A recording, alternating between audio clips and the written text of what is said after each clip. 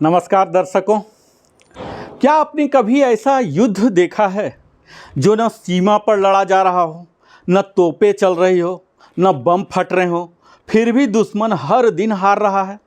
क्या आपने ऐसा देश देखा है जो बिना एक भी गोली चलाए पूरी दुनिया के एजेंडों को बदल रहा हो? वो देश है मेरा भारत। आज भारत की ताकत सिर्फ उसकी सेना नहीं, उसकी सोच है। उसकी चुप्पी नहीं, उसकी रणनीति है। उसकी प्रतिक्रिया नहीं, उसकी तैयारी है। दुनिया चौंक गई है, दुश्मन गूंगा हो गया है, क्योंकि भारत अब 5th जनरेशन वारफेयर की कमान संभाल चुका है। और इस बार युद्ध हथियारों से नहीं, विचारों से जीता जाएगा। क्यों है पाकिस्तान खामोश? क्यों पूरी दुनिया भारत की तरफ देख रही है? और कौन चला रहा ये अदृश्य युद्ध जिसकी खबर सिर्फ भारत के पास है? देखिए वो सच जो दुश्मन नहीं समझ पा रहा, जानिए वो रणनीति जिसे दुनिया केवल महसूस कर रही है। और गर्व कीजिए उस भारत पर जो सिर्फ सहता नहीं, जवाब देता है, क्योंकि ये नया भारत है और ये 5वीं पीढ़ी का युद्ध है। भारत की स्थिति आपने अवश्य ही अवगत हो गए होंगे कि पहलगाम हमले से पहले और बाद क्या सिचुएशन हुआ। तो पहलगाम हमले से पहले की जो स्थिति है, प्री अटैक सिचुएशन, आंतरिक सुरक्षा और कश्मीर में सुधार हुआ था। भारत सरकार के अनुच्छेद 370 हटाने के बाद जम्मू कश्मीर में स्थिरता लाने के लिए लगातार प्रयास कर रही थी। अमरनाथ यात्रा और पर्यटन सामान्य हो रहा था।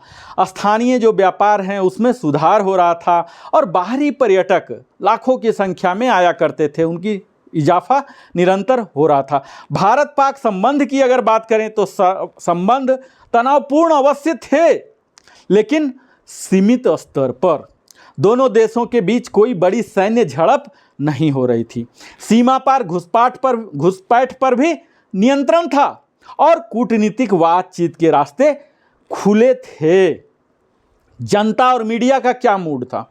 तो आम जनता शांतिपूर्ण कश्मीर की उम्मीद कर रही थी। हम भी चाह रहे थे कि कश्मीर कभी जाएं घूमने। मीडिया भी पर्यटन और विकास के सकारात्मक पहलुओं को दिखा रहा था। पर पहलगाम हमला, ये जो अटैक हुआ 22 अप्रैल 2025 को, क्या हुआ?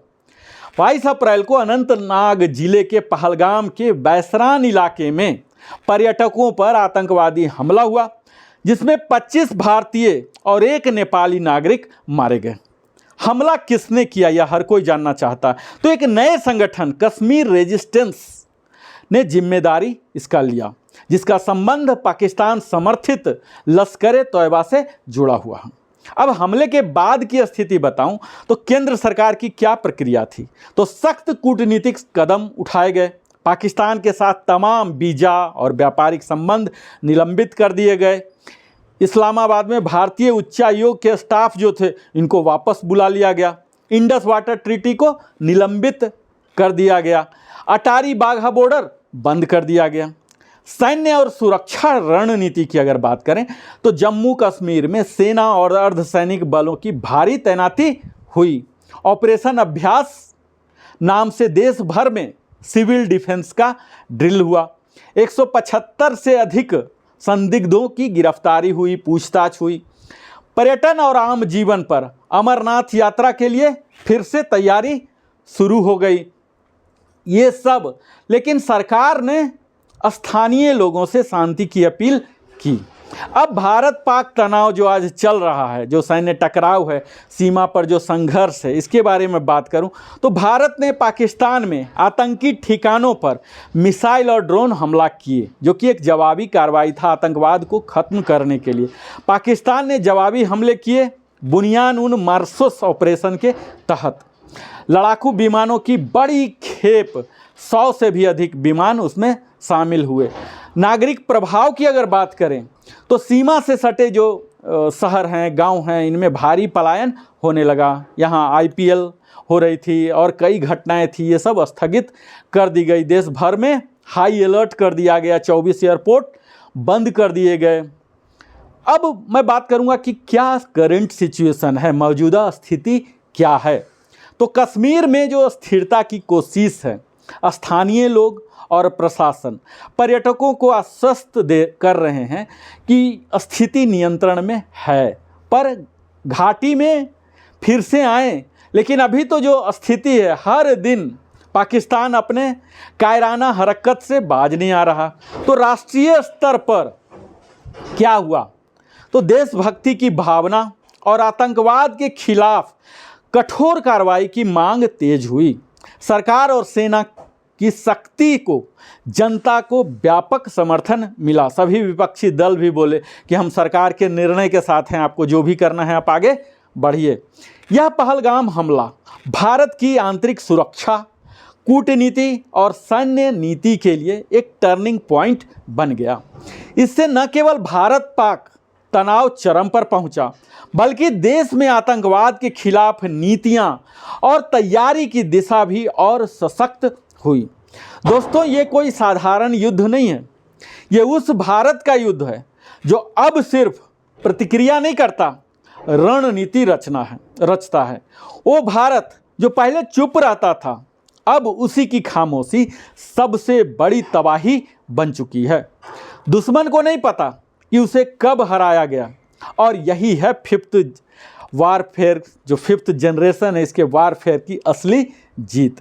आज हमारा हर जवान वैज्ञानिक है, रणनीतिकार है, एक अदृश्य शक्ति है उसमें, और उसी पर वह मोर्चा पर लड़ रहा है। और हमारा समर्थन, हमारी जागरूकता, वही उसकी सबसे बड़ी ताकत है। अब समय है जब हम सिर्फ जय हिंद बोलें नहीं, उसे जिएं, सोच समझकर बोलें, सोच समझकर साझा करें, और उस तमाम अफवाह को जवाब दें जो भारत की अखंडता को तोड़ने की कोशिश कर रही है। क्योंकि ये नया भारत है, यहाँ युद्ध बंदूक से नहीं, बुद्धि से लड़ा जाता है। यहाँ दुश्मन गोली से नहीं, सोच से हराया जाता है। और यहाँ देशभक्ति सिर्फ भावनाओं में नहीं, हर विचार, हर शब्द, हर फैसले में बसती है। अगर आपको इस वीडियो ने झकझोरा हो तो इसे सिर्फ देखा मत रहने दीजिए, इसे आगे बढ़ाइए, ताकि हर भारतीय को अपने देश के नई शक्ति पर गर्व हो। कमेंट में लिखिए जय हिंद और बताइए कि क्या आप तैयार हैं भारत के इस नए युद्ध के सिपाही बनने के लिए। मिलते हैं अगले पावरफुल वीडियो में। इसी तरह से मैं और दमदार वीडियो आपके लिए लाते रहूँगा। अगर आपने अभी तक हमारे चैनल को सब्सक्राइब नहीं किया है तो अवश्य ही सब्सक्राइब कर लें, और देश के लिए सोचिए, देश के लिए बोलिए, और देश के लिए ही अपना जीवन बिताइए। बहुत बहुत धन्यवाद। मैं नरेंद्र कुमार, वेलनेस कंसल्टेंट, फिर मिलता हूँ। आपने हमारे साथ अपने जीवन के बहुमूल्य समय देते हैं, इसके लिए मैं आभार प्रकट करता हूं। और अगर आपने लिविंग हैप्पीली को अभी तक सब्सक्राइब नहीं किया है तो अवश्य ही सब्सक्राइब कर लें। बहुत बहुत धन्यवाद।